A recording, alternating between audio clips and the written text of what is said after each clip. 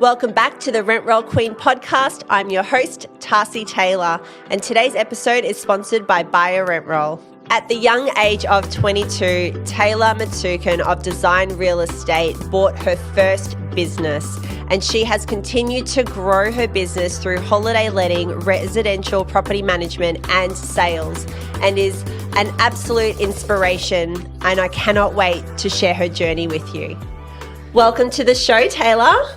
Thank you. Thank you for having me. Oh, it's great to have you on. Can you please give us a little introduction about who you are? I am Taylah Matukin. I am the principal and sole director of Design Real Estate, and I started my journey in 2019. My mentor had given me a call in 2022 while I was working for another agency and said, I'd really like you to take over my business. I'm not well. I had then obviously said yes and bought my first business in 2022. And I want to say this, Taylah, because you purchased that business when you were a young 22. Yes. So you have done absolutely incredible. So when you got that phone call to say, hey, are you interested in buying a business?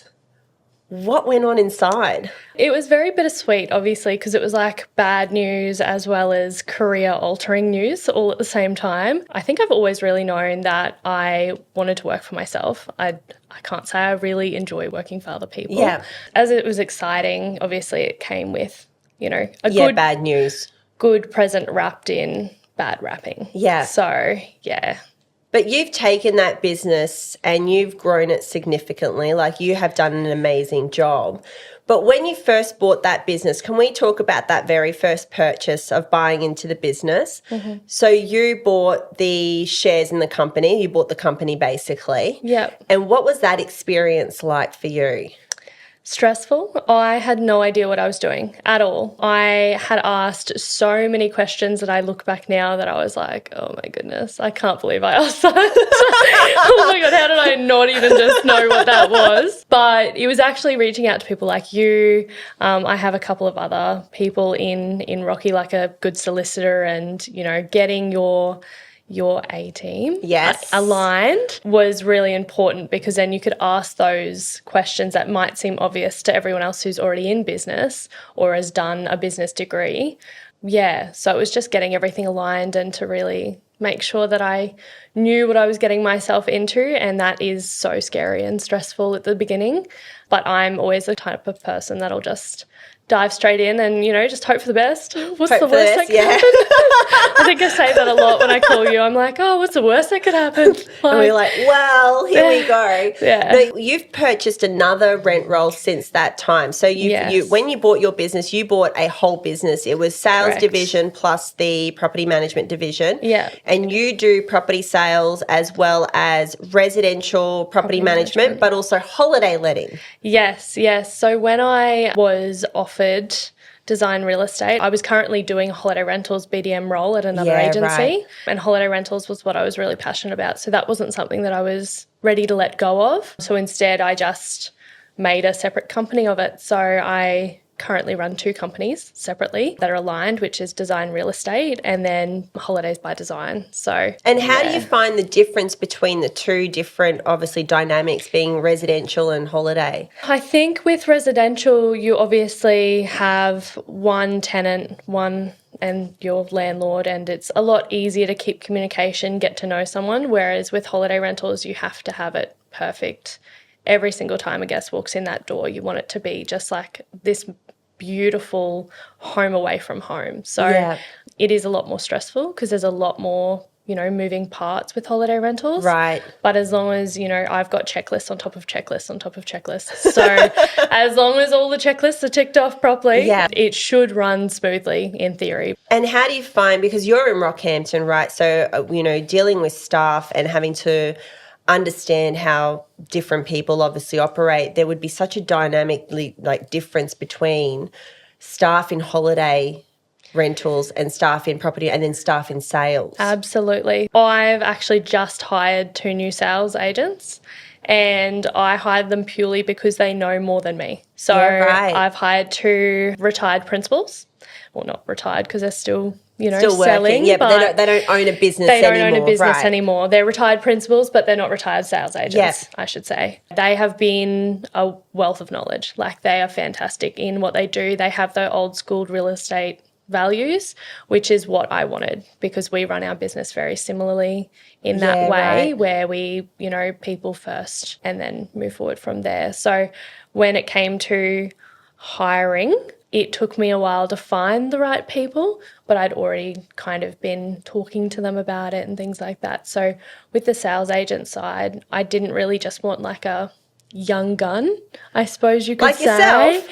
Yeah, like myself, but only because the young guns in our area are, not calling people back. There's obviously great ones in our area, but there are some ones also that just don't call people back. They're not doing their job properly. They're in it for the quick sale. Me being in it for the long term, I hire specifically for someone to do the job long term as well and keep long term clients. Yeah, and what about in property management? Like, how do you find that? Because obviously you've got two different dynamics with holidays and permanent rentals. Yeah, so permanent rentals or residential rentals are a little bit easier to hire for than holiday rentals. With residential, it's more about making sure that that person has, an eye for detail in a vacant property, as well as one that's full of stuff and has someone living in it. And then also the communication.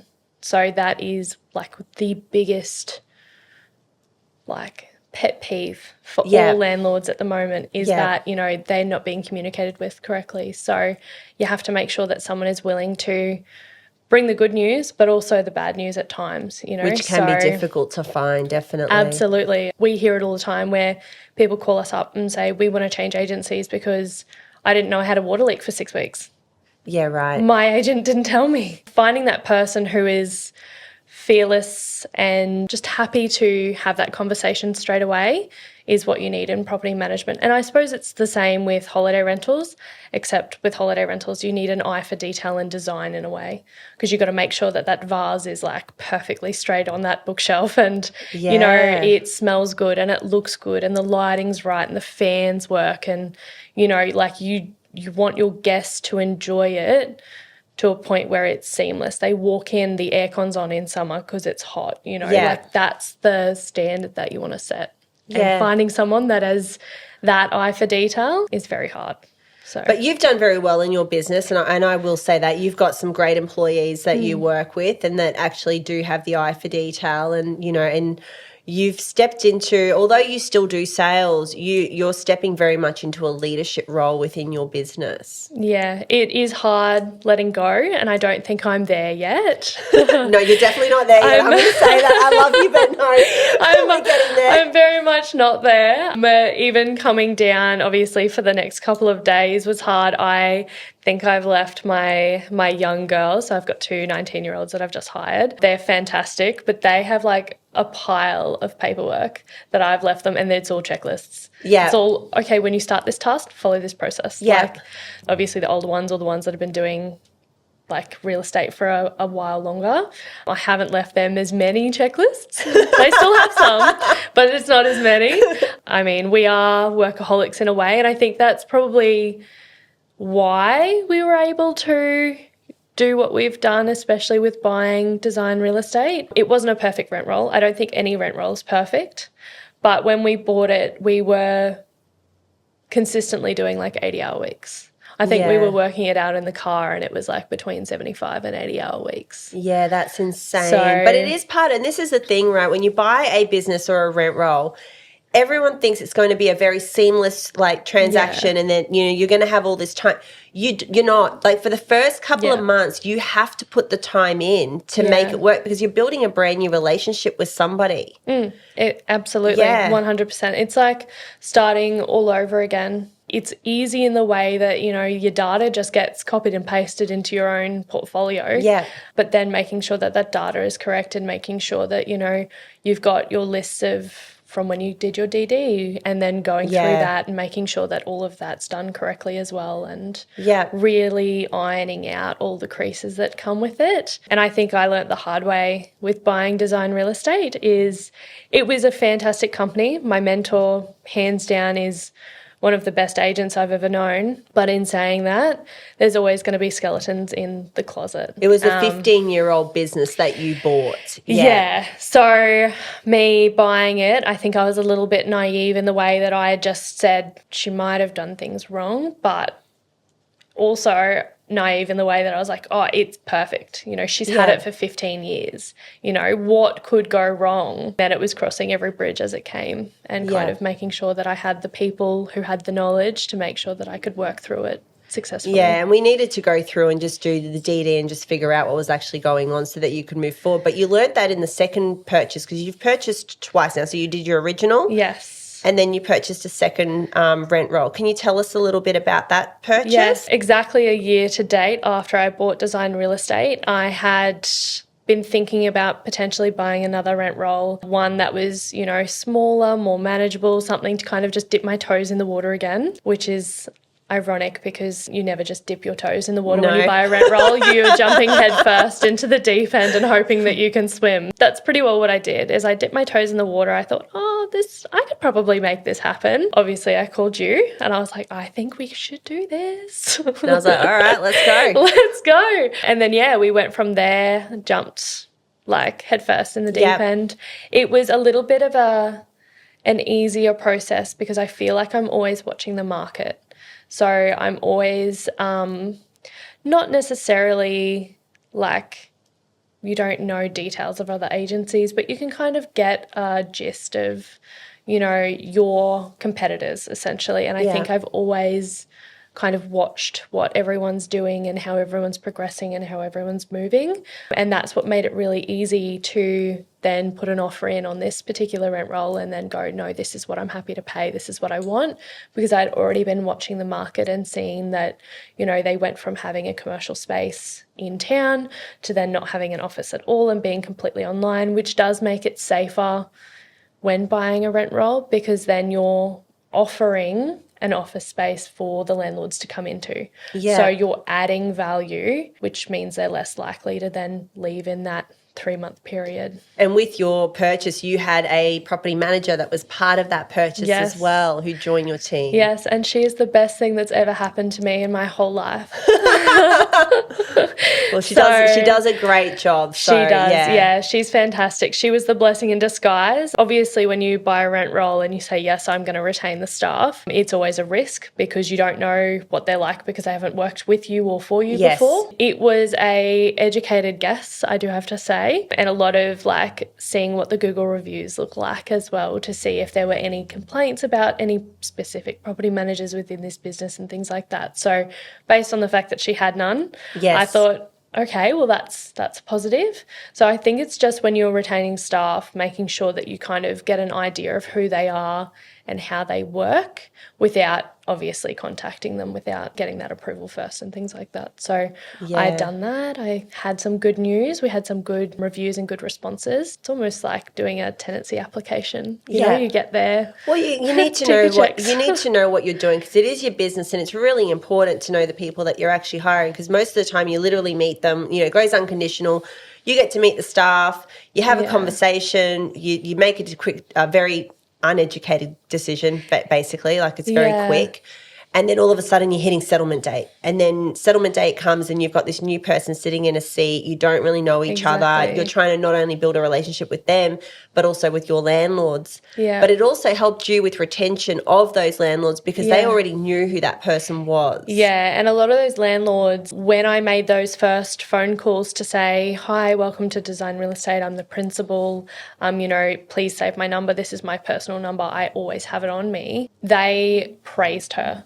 Yeah. They thought, you know, she's amazing. We really appreciate the work that she does for us. We're not going anywhere as long as she doesn't. And that to me was like so many green ticks in all those little boxes that you go, oh, maybe this isn't going to go so well. So just having the landlords that I just purchased essentially have them give me all these great things about her. I was like, this was the right decision. This is going to be great.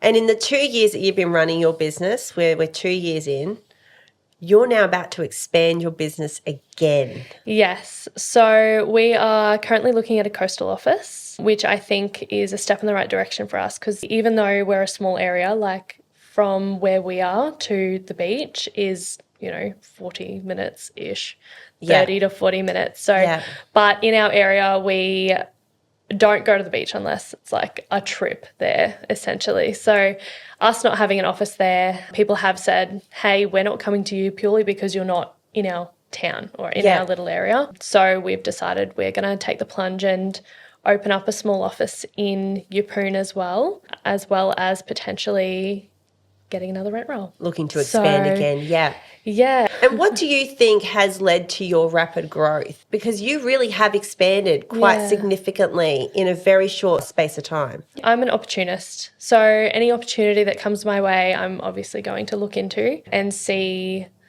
if it's something, that I can do, if it's something that I want to do, and then kind of if it is something that I'd be interested in, how do I make that happen? Yeah. So when an opportunity comes my way, I will always just jump at it. Sometimes it's the right decision. Sometimes I haven't thought about it, but a lot of the time it goes well. They're good odds. Well, they are. No, you've had great odds. So there's you've got great backing. And the thing with you as well, you very much lean on your A team. It's not a decision that you make. You make the conscious decision of, yes, I want to do this. Yeah. But you actually get your A team involved. Like you go to the bank and you go, hey, can I do this? And then you go to your accountant, is this possible? Or well, actually you probably go to them first. The accountant first, yeah. Yeah. And always then first. The accountant and first. then your solicitor and you and I have conversations, and it's because I didn't see growth for you for another 12 months, remember? Because we had everything had kind of stalled. Yeah. And we were having a conversation, and on the same day that we were having the conversation where I was like, okay, well, what are we doing? Because in the next 12 months, what would you say to somebody like yourself, right, like who's young or who's been in business for a little while and has been actually considering entrepreneurship? I would say that it's hard being my age, or if they're my age, then our age, but it's worth it. It is hard. Like, I don't think anyone's ever said business is easy. It's not. And if it's easy, you're doing it wrong. It is hard. There's always going to be challenges, but just consistently learn from them. Learn from them, do better. I think every day I have a challenge and I just learn from it and we do better. And whether that's, in property management that day or in sales or in holiday rentals or just in business as a overall, it's not an easy task. But I think that's why, you have people who want to own businesses and do own businesses, and then people who work for people who do own their own businesses. So it's finding the people who can give you the information to get you to where you need to be. Yep. And as long as you're doing that, you're going to get there. That's it. And have a plan. Like you do have a plan. I think when we first met, we sat down and I said, well, what's your ultimate goal? Yeah. And we worked all that out. And then I was like, all right, so I know where to drive. Let's go. Let's get in the car and start driving. And you actually have created that business in exactly how you wanted that goal to look. Exactly, yeah. It took a lot to even know where I wanted to go, I think. But once I had a very clear vision, I just set out and kept going. And sometimes it's hard to get out of bed. Yeah. And, business is never easy, but it can be the most wonderful and educating thing that you do every day. Like, I love it now. Honestly, Taylor, you've done an amazing thing. You are an absolute young gun. You're incredible at what you do. And I love being honoured that I get to watch you expand and grow to where you are going. Thank you. So I want to thank you so much for coming on the show. I'm going to put all your contact details in the caption. And if anybody wants to reach out and have a conversation about starting a business and your little journey, they can reach out to you as well. Yeah, definitely. Give me a call. Thank you. Thank you.